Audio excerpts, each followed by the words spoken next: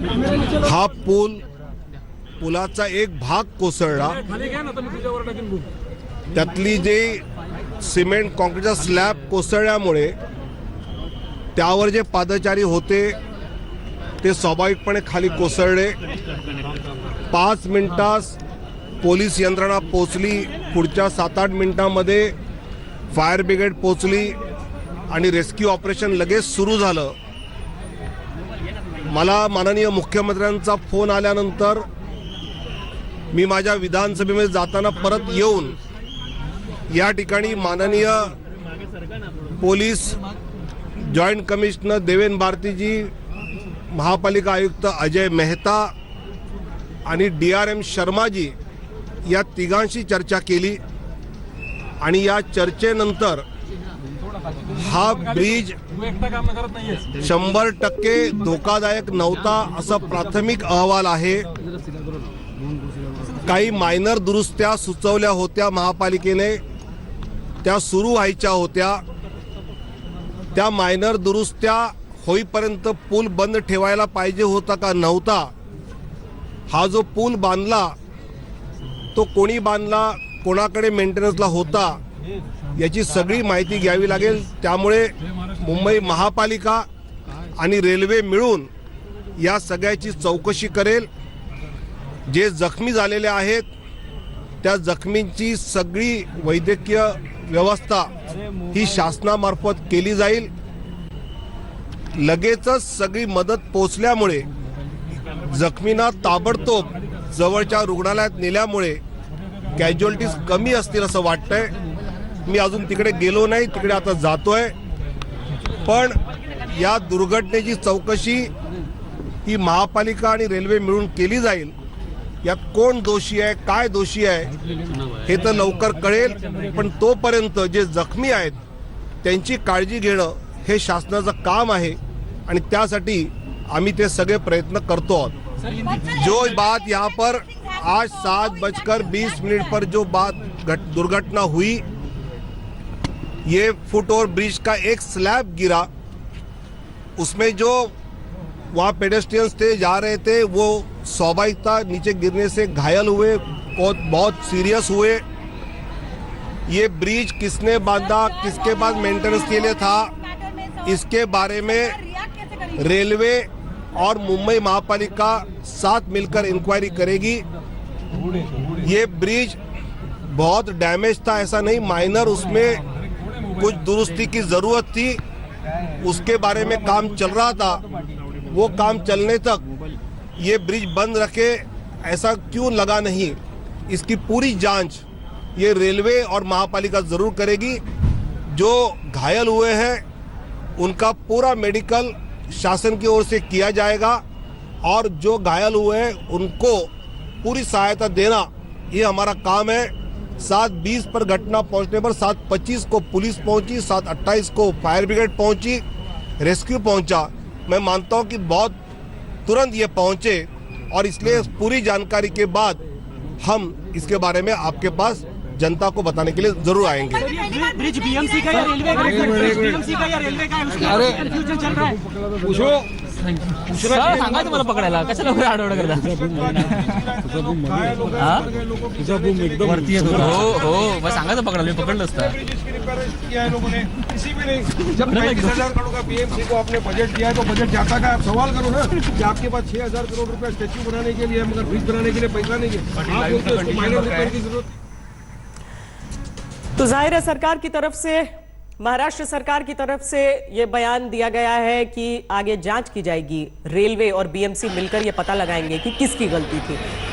अपनी तरफ से वो ये भी कह रहे हैं कि मामूली चीजें थीं जो इसमें सही नहीं थी इस ब्रिज में, और उन्हें ठीक करना था, किया नहीं गया, समय से किया नहीं गया। अब उनकी बातों से इतना तो स्पष्ट हो रहा है कि किसी को आशंका नहीं थी कि इतना बड़ा हादसा इस तरीके से हो सकता है। एक हिस्सा, एक पूरा स्लैब बीच का गिर गया। जितने लोग ऊपर से गुजर रहे थे वो गिरे, जो नीचे से गुजर रहे थे, जो वहां पर खड़े थे नीचे, वो सारे उसकी चपेट में आ गए। 34 घायल हैं, 4 लोगों की मृत्यु हो चुकी है अभी तक इस हादसे में। घायलों को अलग अलग अस्पतालों में भर्ती कराया गया है। हमारे संवाददाता उन सभी अस्पतालों में मौजूद हैं। कार के कैसे परखच्चे उड़ गए जो नीचे खड़ी थी, उस कार की तस्वीर भी हम आपको दिखा रहे हैं। जो ब्रिज का हिस्सा गिरा है उसकी तस्वीर दिखा रहे हैं, रेस्क्यू ऑपरेशन की तस्वीर दिखा रहे हैं और मौके पर जो अफरा तफरी उस समय थी उसकी भी तस्वीर दिखा रहे हैं। यही ब्रिज गिरा है सीएसटी स्टेशन के नजदीक, सीएसटी स्टेशन को जोड़ता हुआ इससे देखिए। और हमारी संवाददाता ये भी जानकारी दे रही थी कि जब मुंबई पर वो आतंकी हमला हुआ था तो कसाब इसी ब्रिज से होकर गुजरा था, जिसकी वजह से इसका नाम कसाब पुल भी कई लोग कहा करते थे। लेकिन देखिए, एक तरफ आतंक का आघात, उसमें लोगों की जाने जाना, और एक तरफ लापरवाही के कारण लोगों की जान जाना। ये रिपोर्ट तो आती रहेगी, जांच होती रहेगी, लेकिन जो जाने चली गई है, जो लोग घायल हो गए हैं, उन सब का क्या? सरकार ने अपनी तरफ से ऐलान कर दिया है कि जितने भी घायल हैं, जितने भी लोग हैं, उन सबका जो इलाज है, उसका जो खर्चा है वो वहन करेगी वहां पर महाराष्ट्र सरकार। लेकिन ये हादसा हुआ ही क्यों? ये सवाल अगर उठना शुरू हो जाए तो शायद ऐसे हादसों पर रोक लग सके, ऐसे हादसों पर अंकुश लग सके। वहां पर इस समय बहुत बड़ी चिंता का सबब यह है कि जो बाकी का पुल है, जो बाकी का जो ढांचा बचा हुआ है, क्या उसे सुरक्षित माना जा सकता है? कहीं ऐसा तो नहीं कि पुल का बाकी हिस्सा भी गिरे, जिससे वहां जो लोग उस सड़क का इस्तेमाल करते हैं, नीचे की सड़क का इस्तेमाल करते हैं, उन पर कोई आंच ना आए। वालों से आपने कैसे कांटेक्ट किया, क्या कुछ बताया? उसके डेथ डैडी साथ में ही थे, दोनों ब्रिज पे थे, दोनों एक साथ गिरे हैं। और बेटा जो था वो हेड साइड से गिरा है, और अंकल जो थे उनके डैडी, वो जो गार्डन साइड था बीच में डिवाइडर, वहाँ गिरे। तो ये जो राइट में गिरे, अभी जो गिरे हैं उनको उठा के उसके डैड ने ही उठा के टैक्सी में डाला है, हम लोग ने उठा के यहाँ लेके आया, बट ऑन द स्पॉट हमारे हाथ में ही डेथ हुआ है वो।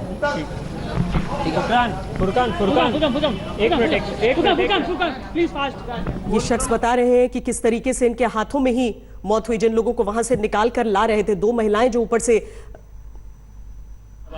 जैसा ब्रिज गिरा तो हम लोग को खबर लगी तो हम लोग फटाफट में, मेरा दोस्त मदर गए, देखे गए तो सब थपड़ा थपड़ी थी। तो हम लोग ट्रैफिक क्लियर करवाए तो एक टैक्सी वाले को रोके, एक बंदे को हम लोग ने लेके आया, उसको हॉस्पिटल पहुंचा, उसका पूरा जबड़ा पूरा टूट गया था। तो मैंने उतर के ट्रैफिक क्लियर करा एक से, और एक सिराज नाम के बंदे को लाया जिसने टैक्सी में उतारते उसकी डेथ हो गई है।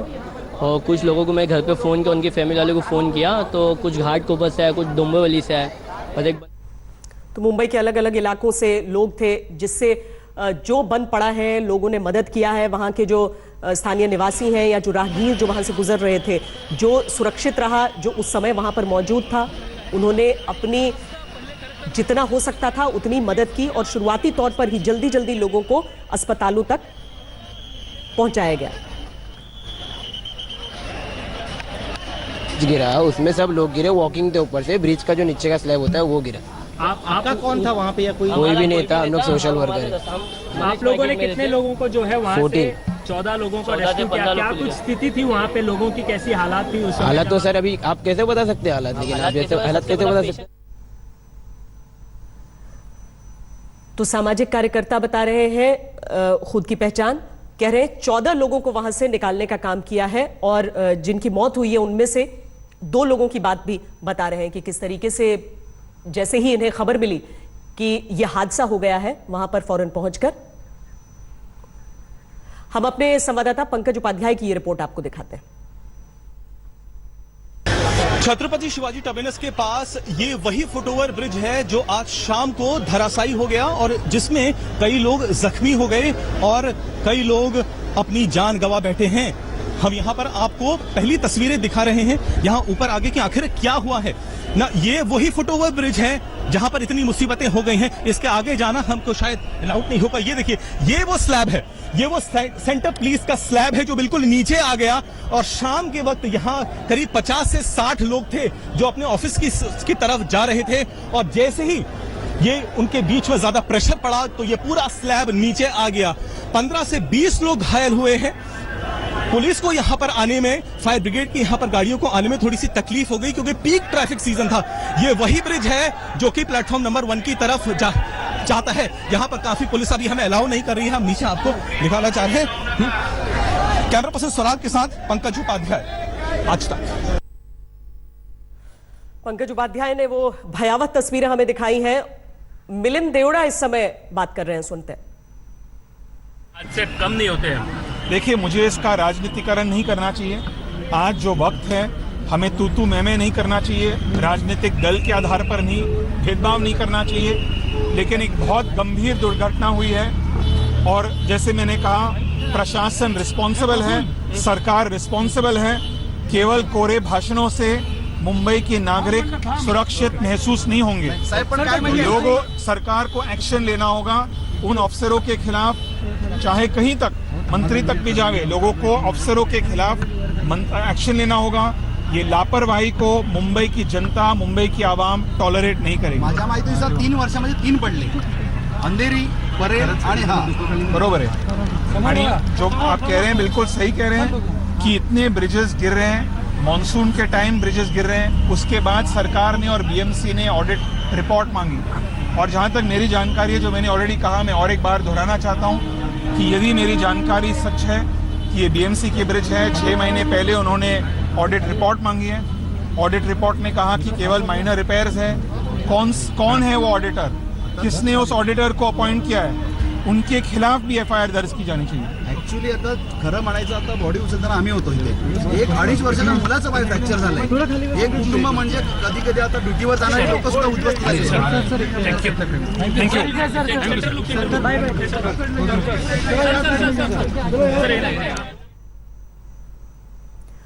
तो नेताओं के वहां पर पहुंचने का, दुर्घटना स्थल पर पहुंचने का सिलसिला भी लगातार जारी है। चाहे सत्ता पक्ष के हो, चाहे विपक्ष के हो, सब वहां पर पहुंच रहे हैं। जाहिर है कि जो समय है वो चुनावी है, तो इसका राजनीतिकरण तो होगा, लेकिन वो सवाल गौण है, वो सवाल छोटा है। सवाल ये है कि अगर एक हादसा हो चुका था और उसके बाद कहा गया था कि सभी जो ब्रिज हैं, जो फुट ओवर ब्रिज हैं, उन्हें चेक करो, दुरुस्त करो, पता करो, कहीं मरम्मत की जरूरत तो नहीं है। तो अगर निचले स्तर पर भी कुछ गलत हुआ है तो क्यों हुआ है? क्यों ये खामी जहां जाने चली जाती हैं? आखिर कब तक ब्रिज तले दबकर मुंबई कर मारे जाते रहेंगे? ये कोई पहला फुट ओवर ब्रिज हादसा नहीं है जिसमें लोगों की जान गई है, लेकिन प्रशासन की नींद है कि टूटती नहीं है। 2016 में मार्ट ब्रिज गिरने की घटना में 41 लोगों की जान जाने के बाद बीएमसी ने मुंबई के 296 पुलों का ऑडिट करवाया था। इस ऑडिट रिपोर्ट में खुलासा हुआ था कि मुंबई में बीएमसी के 18 ब्रिज बेहद खतरनाक हैं, जिन्हें तुरंत ढहाने की जरूरत है। मुंबई में बीएमसी के 10 बड़े ब्रिज और 8 फुटओवर ब्रिज बेहद खतरनाक हैं। इसके अलावा मुंबई में 61 ब्रिज ऐसे हैं जिन्हें बड़ी मरम्मत की जरूरत है, और ये तो ब्रिज वो है जिसके बारे में कहा गया कि इसे छोटी मरम्मत की जरूरत है। अब सोचिए बाकियों का क्या, और क्या उन पर उस तरह से काम किया गया है? क्या सिविल प्रशासन ने अपना काम किया है, या फिर मुंबई के सारे फुटओवर ब्रिज अब सेना ही बनाएगी?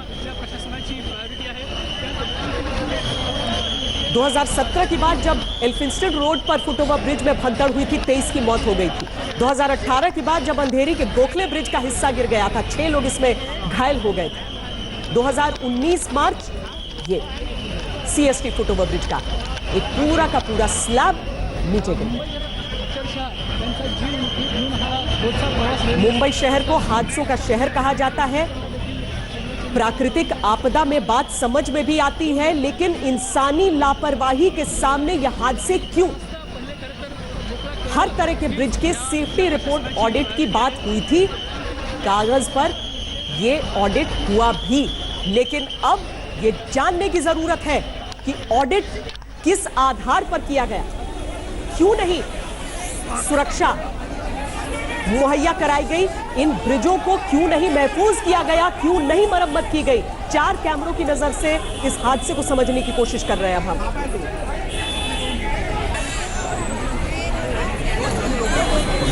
ये चारों कैमरे की जो तस्वीरें हैं, ये हादसे के समय की तस्वीरें, और उस अफरा तफरी को इन सारी तस्वीरों को से आप समझ सकते हैं। हमारी संवाददाता विद्या इस समय हमारे साथ एक बार फिर जुड़ रही है। विद्या, क्या अपडेट है? Under section 302 of the IPC, which amounts to murder, the only way is to fix accountability, otherwise Mumbaikars will not feel safe.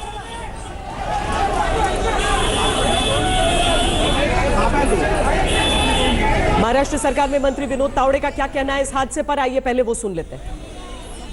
आज 7:20 पर जो दुर्घटना हुई, ये फुट ओवर ब्रिज का एक स्लैब गिरा, उसमें जो वहाँ पेडेस्ट्रियंस थे जा रहे थे वो स्वाभाविकता नीचे गिरने से घायल हुए, बहुत सीरियस हुए।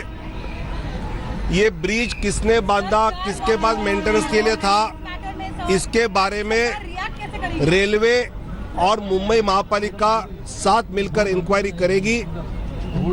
ये ब्रिज बहुत डैमेज था, ऐसा नहीं, माइनर उसमें कुछ दुरुस्ती की जरूरत थी, उसके बारे में काम चल रहा था। वो काम चलने तक ये ब्रिज बंद रखे, ऐसा क्यों लगा नहीं, इसकी पूरी जांच ये रेलवे और महापालिका जरूर करेगी।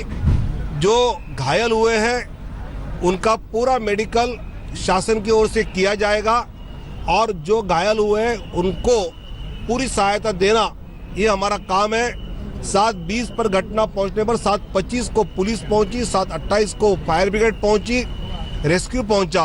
मैं मानता हूं कि बहुत तुरंत ये पहुंचे और इसलिए पूरी जानकारी के बाद हम इसके बारे में आपके पास जनता को बताने के लिए जरूर आएंगे। लेटेस्ट खबरों के लिए यूं ही देखते रहिए आज तक और इस वीडियो के पसंद आने पर लाइक, शेयर एंड सब्सक्राइब करना ना भूलें।